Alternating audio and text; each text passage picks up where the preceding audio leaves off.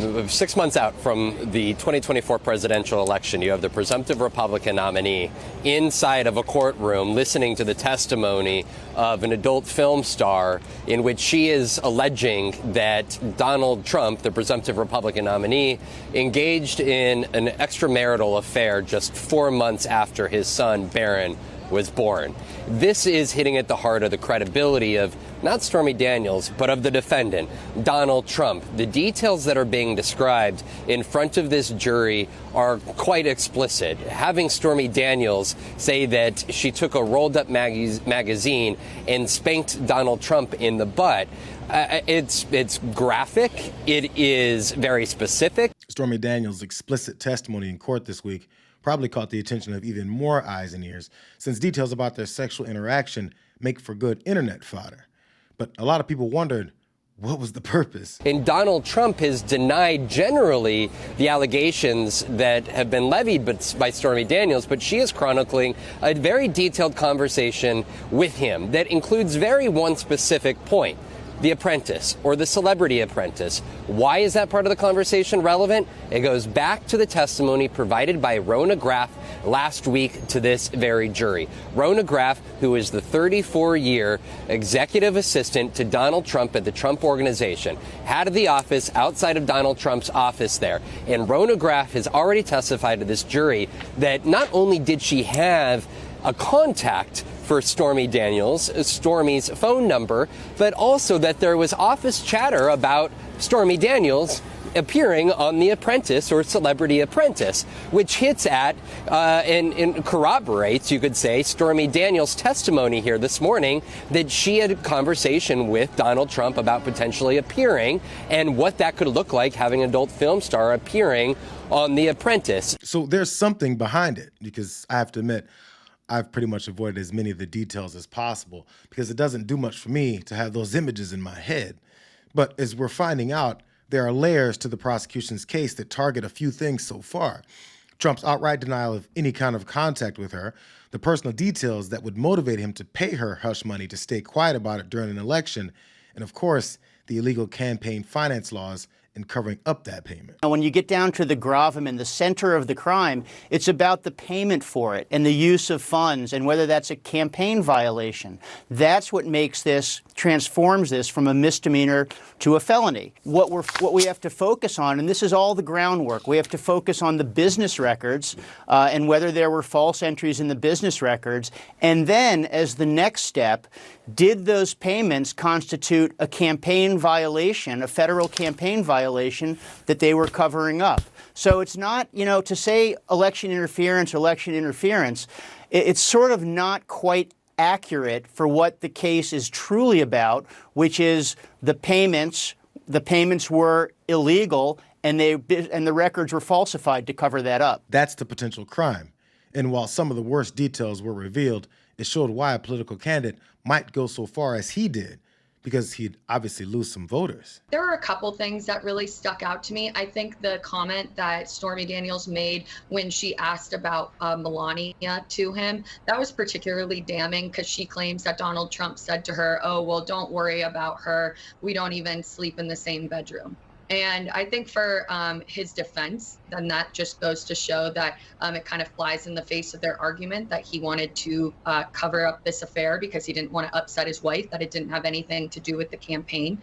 And so I think that that was probably something that he was pretty agitated by. But then if I'm also a voter, sitting at home listening to the salacious details of Stormy Daniels' testimony, I think some of the things that shed some light on this affair that maybe kind of stuck out to me was just putting in perspective Stormy Daniels' age at the time when this happened. I believe she was 27 years old. Donald Trump would have been in his 60s. And so just kind of putting that into context, I don't know if that necessarily helps him win over the voters that he's going to need most, which is independent, suburban women. Little did the 2016 Trump camp know that MAGA supporters would stick with him through anything, including being found liable of sexually assaulting E. Jean Carroll, guilty of manipulating his wealth to commit business fraud, and taking part in a scheme to subvert the 2020 election that he lost. So predictably, the MAGA base is more upset at Stormy Daniels for delivering the details than they are at Donald Trump for being the details. Number one, the judge sounds like a perv because he wants her to talk in lurid detail, and he's asking her to speak more slowly. That's gross. Number two, let's say the transaction did take place. I'm talking about the physical one. Her being surprised that she was going to a hotel room alone with a man to have body congress is like Pete Sampras being surprised at being invited to a tennis court and you want to see his serve. And then he says, I started shaking when I saw a tennis racket. I didn't know what to do with it. It's like, bro, you've won 17 majors. And, it's this woman saying that she blacked out because she was so nervous. It's like a surgeon saying he barfed at the sight of blood. It's a little hard to believe. It's very hard to believe because that's what she got paid to do on film. I mean, it wasn't even like she was used to doing it in the corners of darkness. She was having sex in front of many cameras. Well lit. Steve. So this has to be the low point in this complete farce. Agreed. Of a trial. It's definitely a low point, but I think it has more to do with the hateful assumption that because Stormy Daniels was a porn star, that there are never moments where she may not want to have sex. It's usually a perspective given by some guys that can't see a human behind the sexual fantasies that they're consuming from watching them. So according to Harris Faulkner and Kennedy on Fox News, it's impossible for Stormy Daniels to be duped into the sexual encounter with Trump the same way countless women have been by men with the promise of professional opportunities. Like we just met and talked for several hours and about business and his business, my business, questions about the inner workings of the adult film industry, the projects he had going on. Obviously, we discussed Celebrity Apprentice and his other various entertainment projects. And after a while, as we famously know, I went to use the ladies' room and went. The hotel room wasn't just a standard room with a bed. It was a huge room. I had we sat at a dining room table in a dining room, so I had to go through the living room, down a hall, into the bedroom, and then into the bathroom. So I was, I just went to use the restroom and came out, and he had come into the bedroom and taken off most of his clothes, and that's when it kind of took a hard left. It was truly shocking. It's a story from women that discuss how they found themselves in such an uncomfortable and surprising position. But so many of us assume that they knew what they were getting involved with. It wasn't discussed or hinted at or flirted about or, it's just like, oh my God, where are your clothes? And then I just felt really ashamed and felt really stupid. You know what I mean? Because I didn't think that's what it was about. And I'd spent so much time getting comfortable and chatting and, I was just caught off guard and I wasn't expecting that. A lot of people make have the wrong idea that I went there for that reason. And if I had, to be quite frank, I wouldn't be talking right now because it had been a consensual transaction and done deal and I would move on, but that wasn't it. I wasn't even paid for over a decade later. So that's the big question is if I was paid for sex, why did it take him 10 years to pay me? These Fox News anchors don't have to believe anything Daniels has to say, but it was kind of disgusting that their rebuttal only had to do with how she's incapable of not wanting to have sex for a spot on a TV show, especially coming from a network that has had to part ways with multiple personalities and top brass over their similar behavior.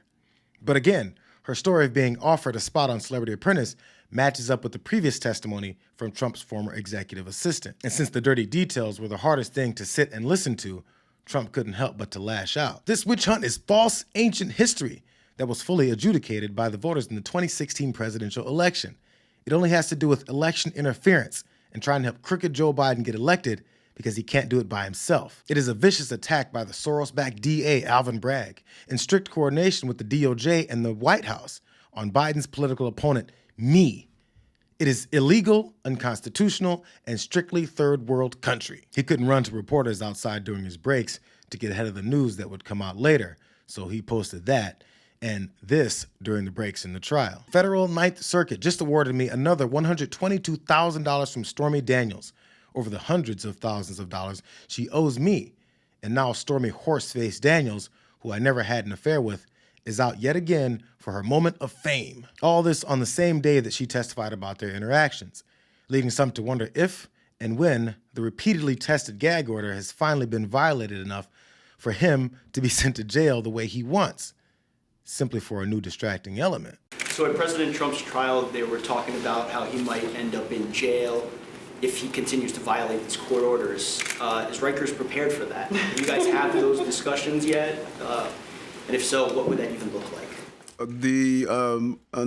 Our amazing commissioner, she is prepared for whatever comes on Rikers Island, and I'm pretty sure she would be prepared to manage and deal with the situation. As you see what's happening with Harvey Weinstein, we have to adjust. You know, in this business, particularly around law enforcement, we have to adjust whatever comes our way. But, you know, we don't want to deal with a hypothetical.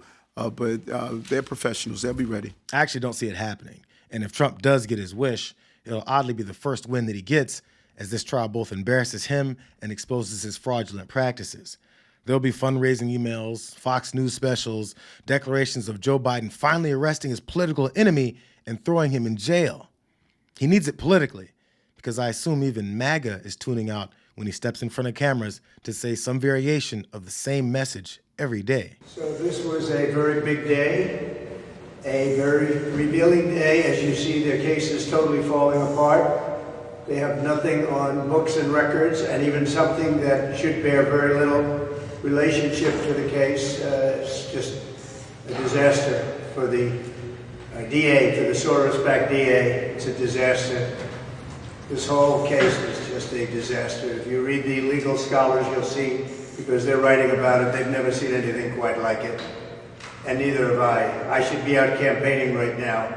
But again, this was a very revealing day in court. Any honest reporter would say that. I would recommend you read Jonathan Turley and Andrew McCarthy and Alan Dershowitz, Greg Jarrett, Mark Levin, very talented people, and others. There's some incredible people out there that are writing about this trial. They're calling it a disgrace. It's a disgrace. In the meantime, I'm stuck. I'm here. Instead of being in Georgia, instead of being in New Hampshire, instead of being in Wisconsin, and all the different states that we wanted to be in, we're not able to be there because we're stuck in this trial, which everyone knows is a hoax.